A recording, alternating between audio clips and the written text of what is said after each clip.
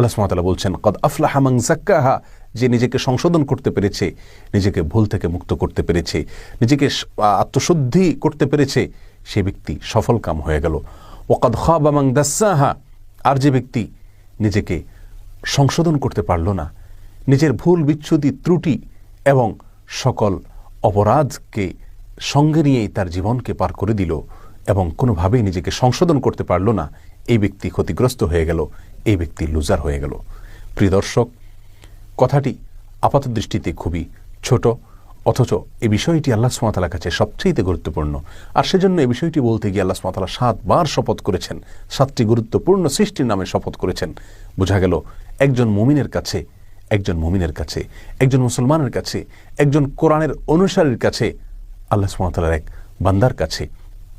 নিজেকে সংশোধন করা, আত্মশুদ্ধি করা, নিজেকে শুধরানোর চাইতে গুরুত্বপূর্ণ